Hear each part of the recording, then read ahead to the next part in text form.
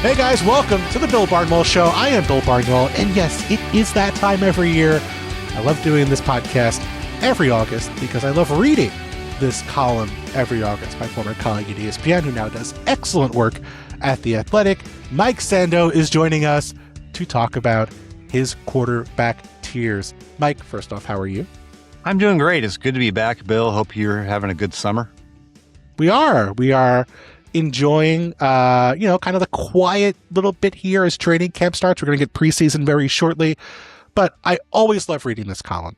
Back to the days when it was at ESPN, I love reading it on The Athletic. It is such a fun look into how not just fans view NFL quarterbacks, not how media members view NFL quarterbacks, but how people around the NFL view NFL quarterbacks. So for the uninitiated, if you have not read this, first off, I cannot believe you're listening to the show and have not read this column for many years, let alone this year.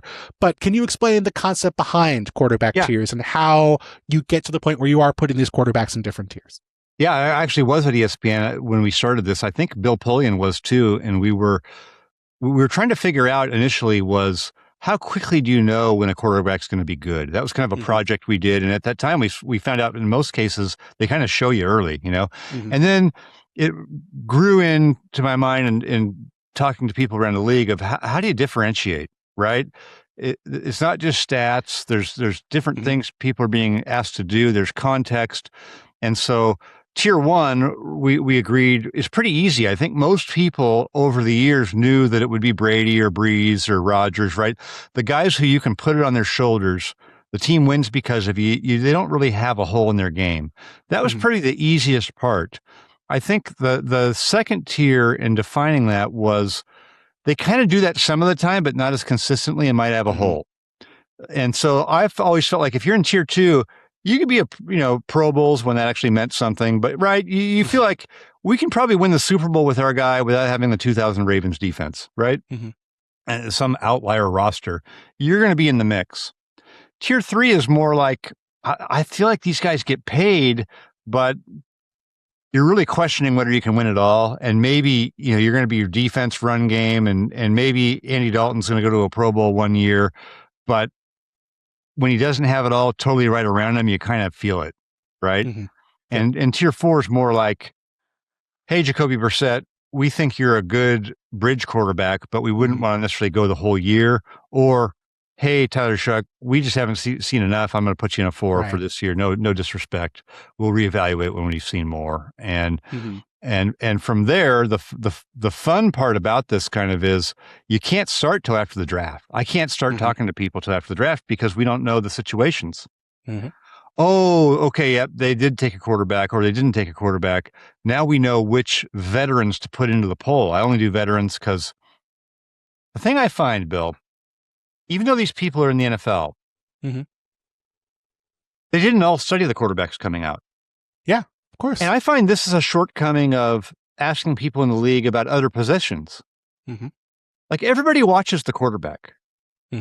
Not everybody watches the linebackers enough to really differentiate, or the guards, right? They know who the top guards are, but they don't have the nuanced opinions. Some people do, line coaches. I'm sure there's some front office guys who studied all the guards last year, but quarterback really lends itself to everyone having watched those guys.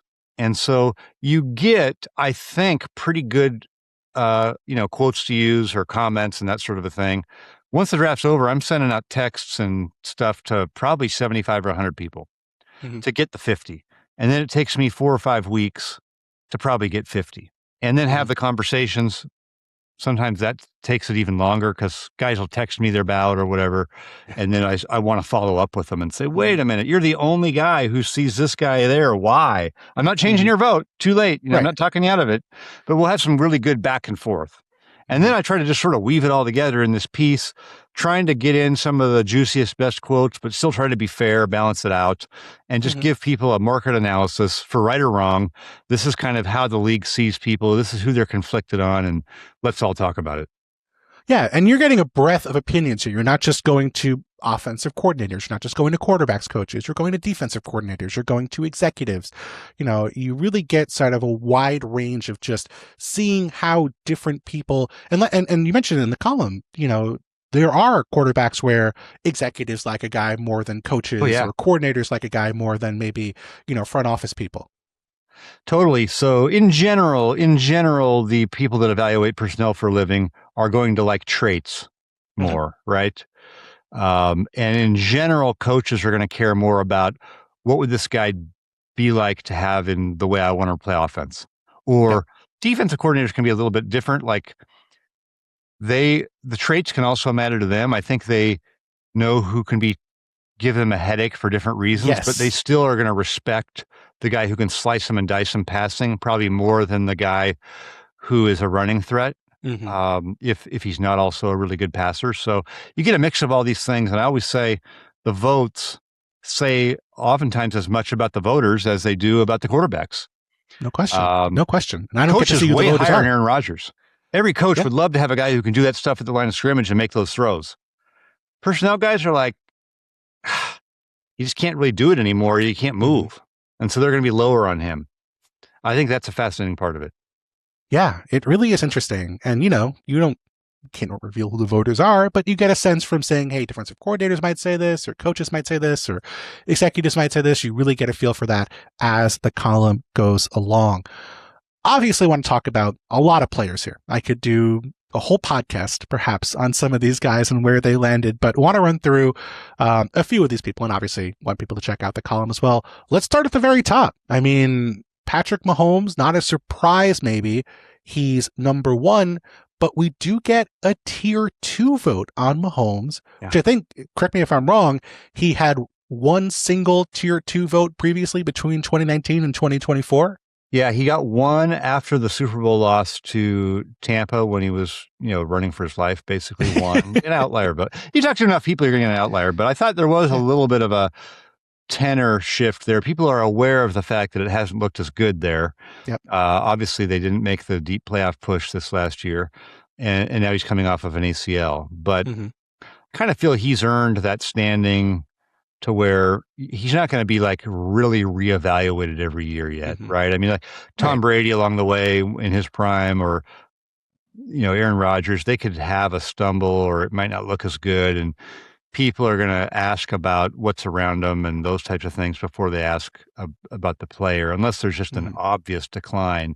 The guy fell off a cliff physically. I think at the end of Drew Brees' career, they could see that he just can't Mm-hmm. quite throw it the way that he used to. Or Peyton Manning at the very end Yep. couldn't quite throw it.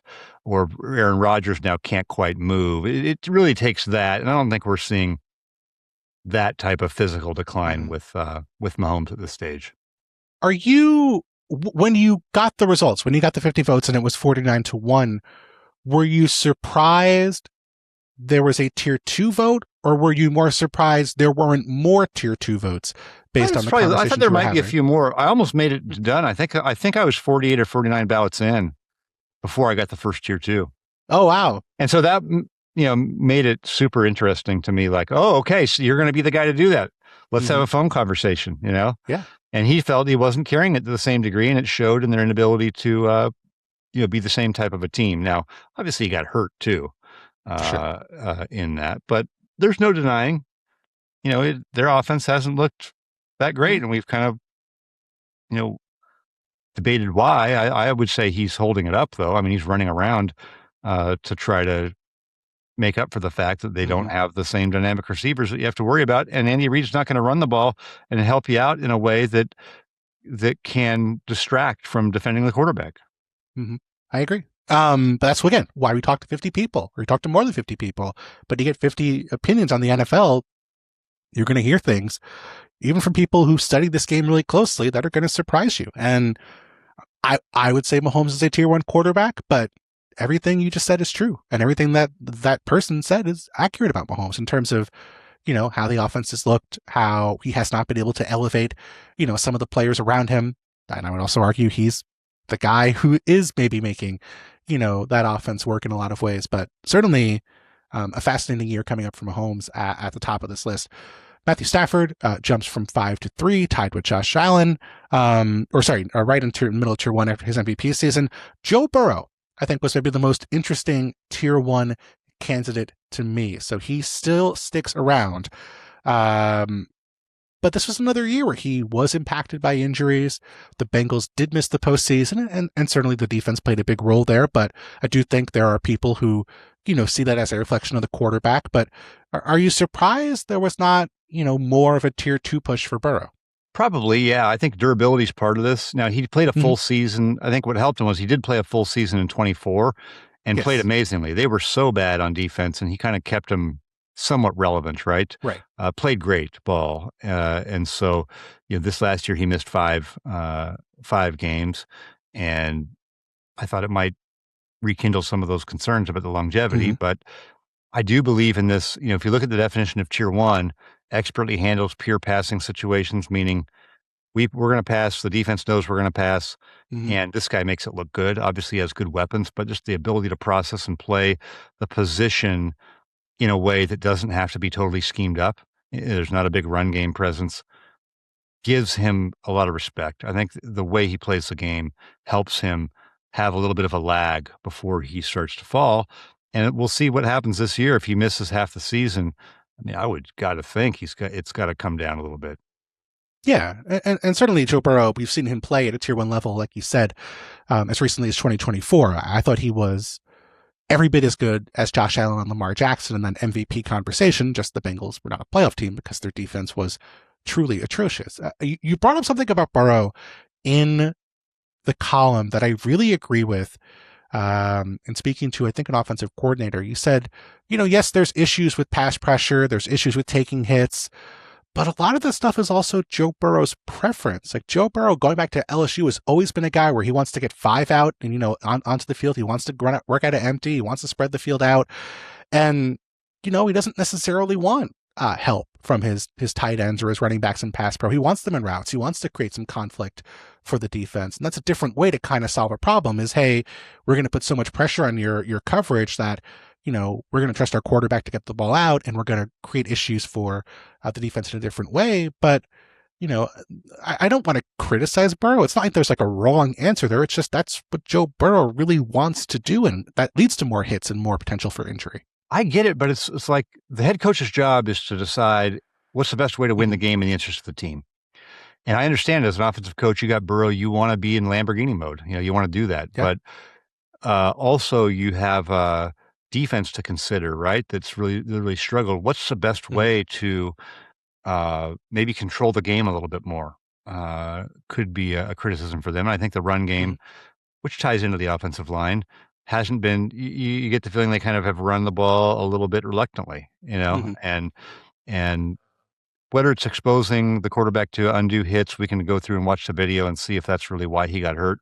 It's just Mhm. an overall general approach that is leaning towards the wide open side and probably could come back a little bit to be in the best interest of everyone and probably including Burrow. Mhm. I agree. Lamar Jackson falls from tier 1 to tier 2. MVP season 23, borderline MVP season in 24.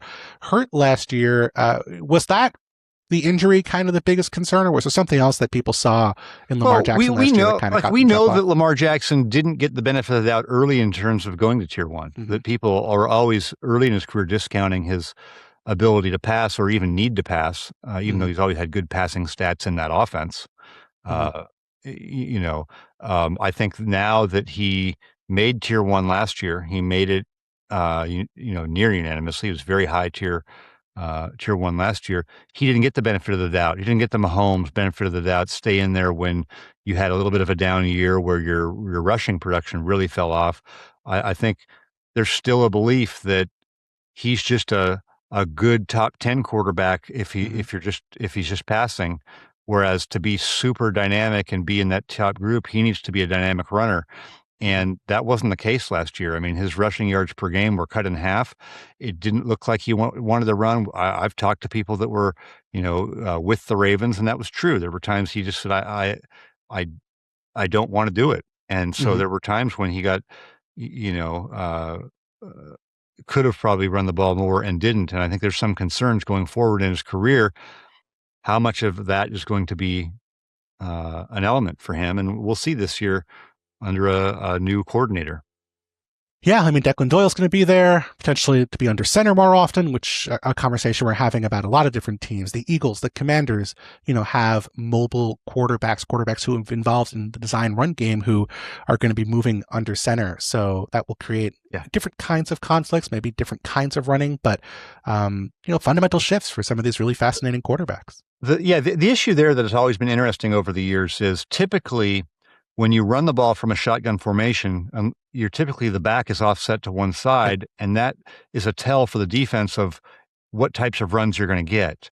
It limits your run game, and that's why in some cases you'll see them put the running back in the pistol formation behind the quarterback, who's still in kind of a shotgun, to where the defense has to respect a wider variety of runs to each side of the field. And so when you put the quarterback under center, you're sacrificing their ability to see things before the snap. Mm-hmm. You've got to turn his back to the defense, but you're also keeping open a much broader conventional run game with the running back, a much more diverse potential running game there. And we've seen that help. I think it's helped for Matthew Stafford later in his career to be tougher to defend. As much as you want to Joe Burrow with him and throw it all around the yard, I think Sean McVay learned, the under center component can be big for him too. And so I generally like that for teams and making it a little bit easier on the quarterback. Yeah, it's fascinating. I mean, you're taking some of the, the read stuff out of the run game for your quarterback. It's, can't run power read. You can run some stuff under center, but not very much. And so it's just a trade-off. And there's no right or wrong answer, but going to be so fascinated to see how those quarterbacks adjust playing under center more often. Like you said, it goes back to even I think about Robert Griffin's first year with Washington, where they put him in the pistol so they could have the benefit of having a running back behind him directly and keep kind of their run game, their outside zone game, better disguised. Yeah. I feel like I have conversations every summer about Justin Herbert, and this is no exception. And this is a perfect encapsulation of how a range of people feel about Justin Herbert. Multiple tier 1 votes for Justin Herbert, also multiple tier 3 votes for Justin Herbert. So if you could put a tier 1 voter and a tier 3 voter in the same room and say, you have to hash this out about Justin Herbert, what do you think the tier 3 voters are seeing that tier 1 voters might be overlooking, or vice versa? Oh, you got all this talent. Why doesn't it translate more to not only just more explosive offensive stats, but breaking through in the postseason? Isn't that what a top tier quarterback would be? It's been 4 or 5 years now. There's always some kind of an excuse, right? There's weaponry, the coaching, the offensive line. Tired of it. Let's just see him. Let's see him break through. That would be. Now, I don't think there was a ton of tier 3 votes, but that would be a tier 3. Yeah. Tier 1 would flip that around and say, yeah, what more do you want from a guy? I mean, he can do everything and do it at a high level. They've betrayed him. And one of the points that I make on that side of the ledger is they've had Phillip Rivers and they've had Justin Herbert for 20 years. They haven't won the division title since the 2000s. Division. Wow. Like, how do you do that? Maybe Eli Manning was smart to refuse to go there, right? So you look at some of those other factors, and that's really what the quarterback tiers is looking at all the factors and deciding how much to weight them. Yeah. Right? And so when you look at Justin Herbert physically and his ability to play, you can definitely make a case for tier 1. When you look at if you take into account all those things working against him, but if you look at the results, you can also say, I think tier 3 is hard to do, but you could definitely say low tier 2. Yeah, and I think it's interesting because you have certain guys where tier 2 feels right, and it's really hard to imagine them really pushing for tier 1 or really pushing for tier 3. I would say someone like Brock Purdy, maybe, where it's really going to be tough to sit here and say, you know what, this guy is single-handedly putting the team on his back and winning games. Jared Goff might be the same example. Those guys are valuable. They're impactful. They can be really impressive, but tier 2 fits them really well. With Justin Herbert, it feels like tier 2 is more of just an average, because you are going to see a lot of people who say he's a tier 1 guy, he is a tier 3 guy. And I think tier 2 is fair, but just maybe more variance for Herbert than other quarterbacks. Yeah, a little bit. He's going to be higher. He's going to be high tier 2. I think that's people like him. The offensive coaches do like him more than the defensive coaches do. I think everybody would like to have him, if you're an offensive coach, and think, you know what, if I had this guy, I mean, there'd be nothing we couldn't do. I think that's what Jim Harbaugh said when he decided to head back to the NFL and take that job. I always find it interesting to see what you remember from the prior season and what kind of sticks with people. And so often that's what we saw most recently at the end of a season. And there's some players here where I'm sort of wondering, sort of broadly, how much you think how this season ended impacted them. So I'm just going to name a few guys. Caleb Williams tied with Brock Purdy for 11th. Sam Darnold tied with Baker Mayfield at 14. CJ Stroud below Aaron Rodgers at 20th, Aaron Rodgers 19th.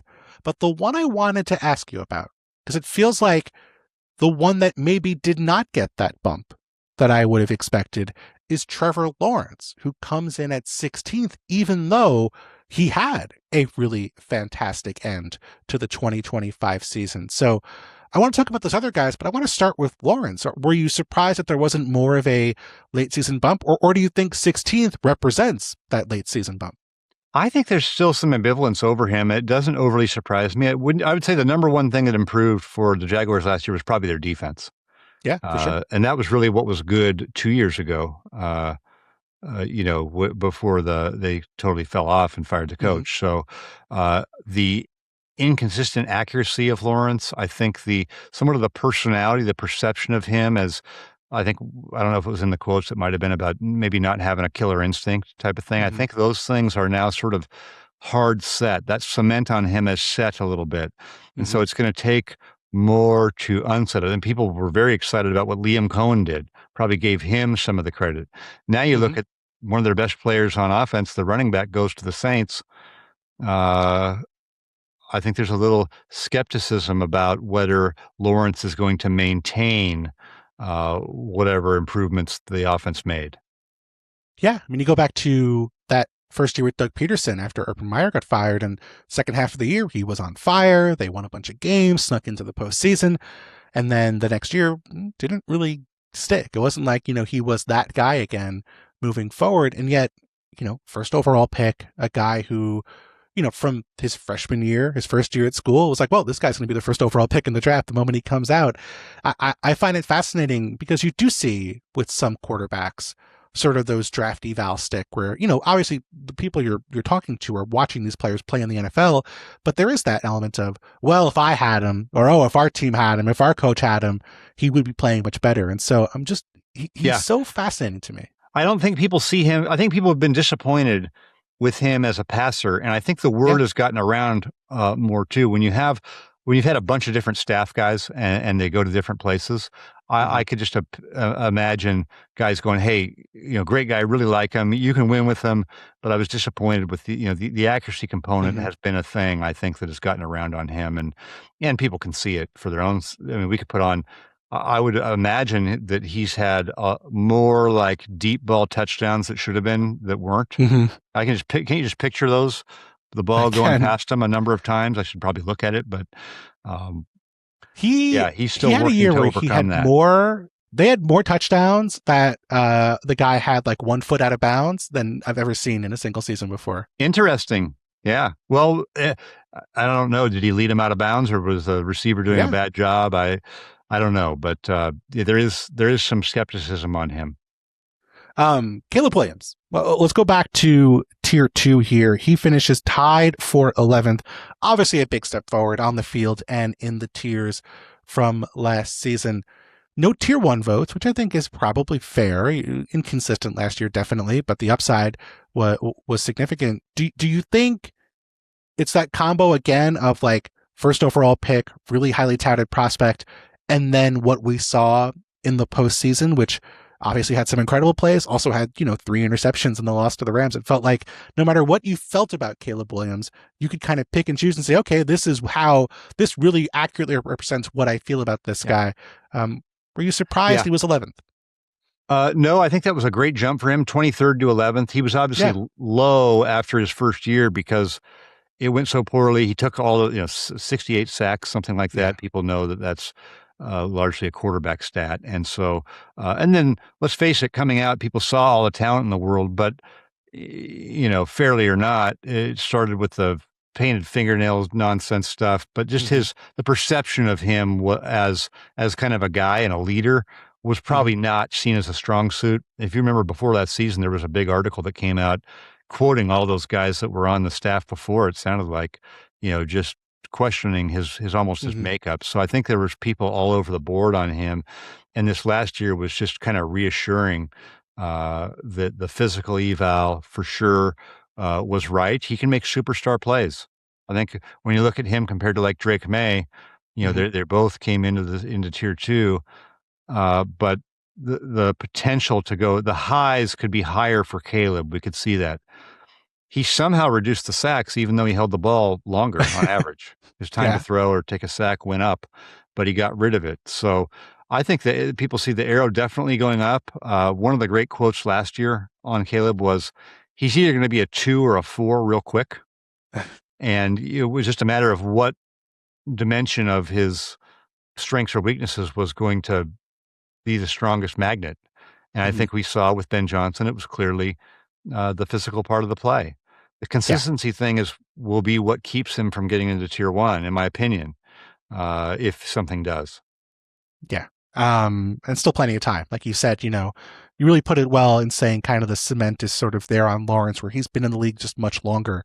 Caleb, you can really easily write off that first season the way you could with Trevor Lawrence. Say, well, disaster of a coaching staff, multiple coordinators, just we're not taking this seriously. And then in year 2, there was that bump. Both quarterbacks got, better coaches and played better as a result. Sam Darnold comes in tier 2, tied for 14th. The quote in the graphic here is, the guy has always had the talent. And maybe he has. He also was pretty bad for a long time. And so I guess I wonder, when you talk to people about Darnold, was this more a product of, hey, he won a Super Bowl and we have to give him, kind of his just desserts? Or did you talk to people who were kind of fans of Darnold all along who felt like, no, this is just the real Sam Darnold and he just happened to win a Super Bowl? No, I think it was the former on that. I feel like, you can't deny when you go win the Super Bowl that, that counts for something. Especially he played great in the championship game against the Rams. He was a big reason why they won the game. But I think people can also see that, they were a team that won with defense, special teams. They wanted to run the ball a lot with a good scheme. And they wanted Darnold to step up and make plays when needed, but they weren't Joe Burrowing it with him, right? They weren't just like, hey, you even got the feeling in the Super Bowl, like they were kind of conservative. Hey, we're going to win this thing, but if we tried to do too much with our quarterback, we might lose it. There was a throw in there too, that was kind of, that could have gone the other way. Yeah, and remember, the Patriots were trying to jump everything. They were playing really aggressive man coverage. They were trying to force him into throws that they thought they could pick off. Yeah, exactly. So I think he's getting his due. I wouldn't say it's a reluctant due. One of the interesting things was I went back and looked at his history in tiers. Do you know that he was in tier 3 twice with the Jets? He wasn't in tier 4. Wow. People kind of liked him when he was coming out. And then it all went off the rails, and it was, there were some touchstone moments, seeing ghosts and all that type of thing that I think made us think worse of him than he was thought about initially on the merits. Yeah. And so, he makes I think it would be disrespectful if he was in tier 3 still. Because he really, I actually went through maybe the first half of last season, did a film session with a coach just kind of over a Zoom. And he was like, wow. I mean, it was different types of throws even than in Minnesota. He was really making some great throws. Now, he still risked the ball and had some turnovers. And so I think the 2 is a great spot for him, but kind of like in Minnesota, Minnesota went 9-8 last year without a quarterback because of that defense, right? Because of the special teams, those components that sometimes really make the glass look half full or half empty for a quarterback. Kyler Murray coming in, the opposite of that. He's going to benefit from that. Sam has benefited from it the last 2 years, where he probably didn't early in his career. Interesting one I wanted to get to. I actually skipped this one. I apologize. Jordan Love at 10. So Jordan Love gets 2 tier 1 votes, 37 tier 2 votes, and 11 tier 3 votes. So mostly tier 2, and then about 20% tier 3 and a couple of tier 1 sprinkled in. So this year on The Athletic, there's the option for fans to vote themselves and give their own rating for these different quarterbacks. And Jordan Love, currently 48% of votes, Mike, for Jordan Love are for tier 3. So a massively larger sample, almost 50% versus about 20% for the executives. And so I'm wondering, from my perspective, I look at the numbers, total QBR over the past 2.5 years, Jordan Love is number 1 in the NFL. The numbers for Jordan Love are excellent.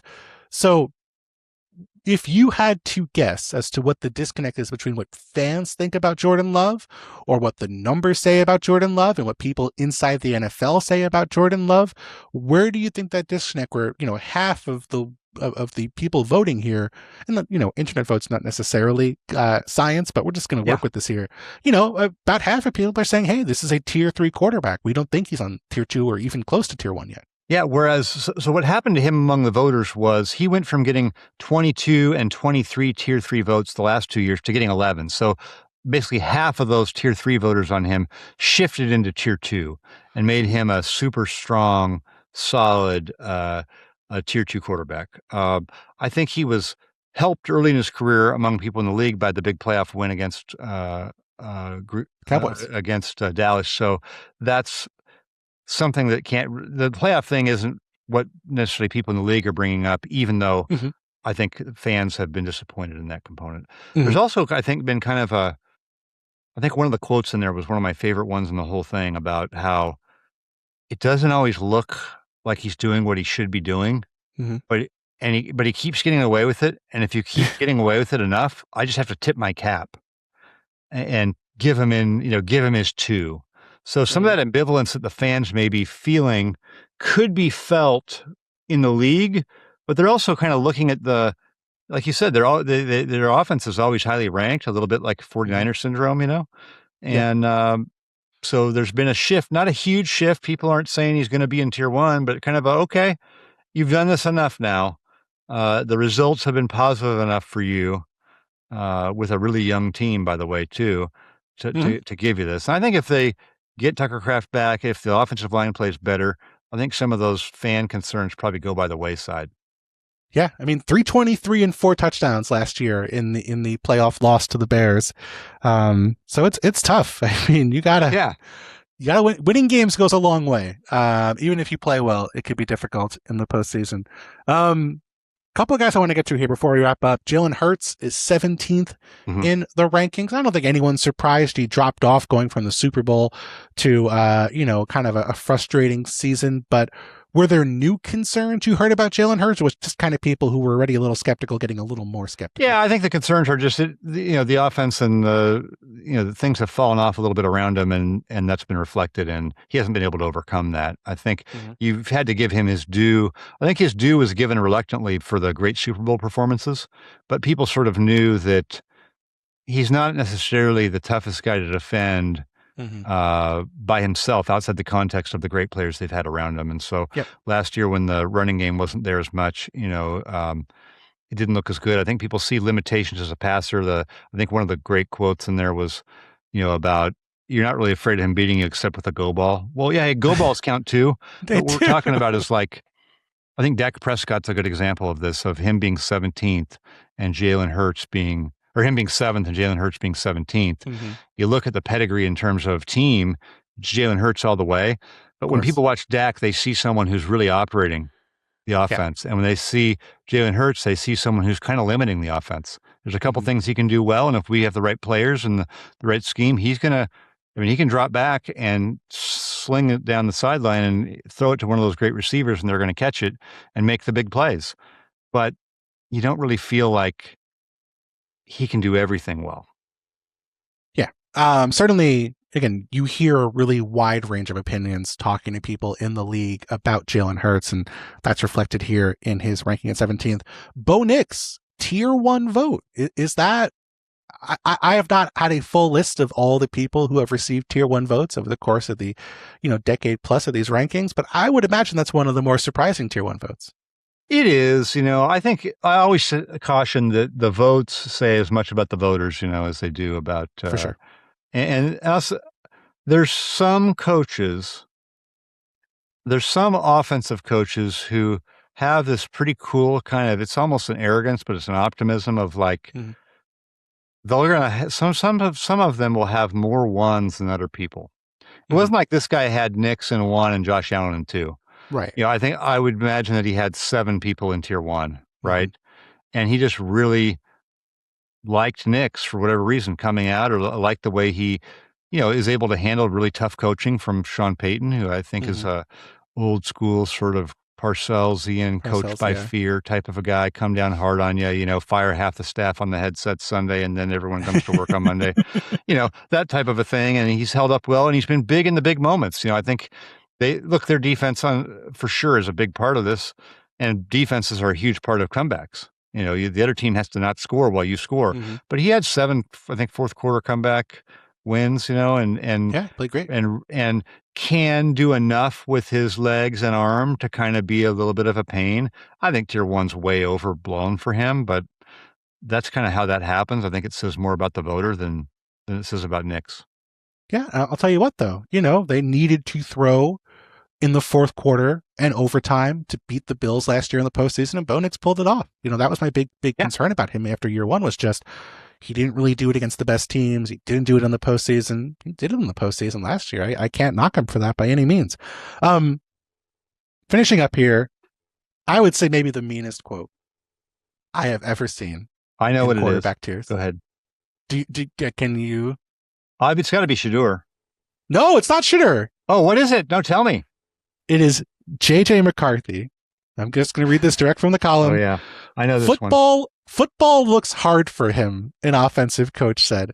It's just so matter of fact and so mean, but I don't think that it's wrong. I feel bad saying it, but it really did look like a struggle for most of the season. I know. Sometimes I struggle with, you want to be fair. You're granting anonymity to people, so you can't just let them absolutely tee off with a personal attack. Right. That's not going to happen. Sure. But you want to also capture the flavor of what people are saying. And I try to balance it out. And I think there's also quotes in there about, hey, maybe we just, in fairness to him, we need to adjust some of the expectations. I think there's some of that in there too. But yeah, I think it's true. He got 10 tier 5 votes, which I'd have to look, but for a first round pick that early in their career, 10 tier 5 votes is usually reserved for somebody who almost isn't, like a lot of times I'll have more people in the survey than actually get published because I'm just protecting myself.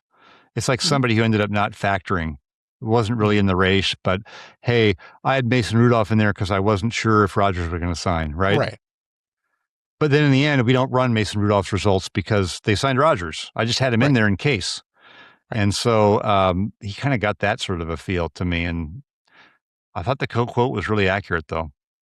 No, I mean, certainly it's not like you can certainly imagine someone watching the film, especially early in the season, or, having watched that offense work, and it's not an unfair comment. It's not. I don't think it's a personally mean comment. It doesn't like it's something particularly against J.J. McCarthy. It wasn't his character. It wasn't like saying something about his character that you couldn't know. Right. It's more like, hey, it just looked hard. But you're right. It was pretty devastating.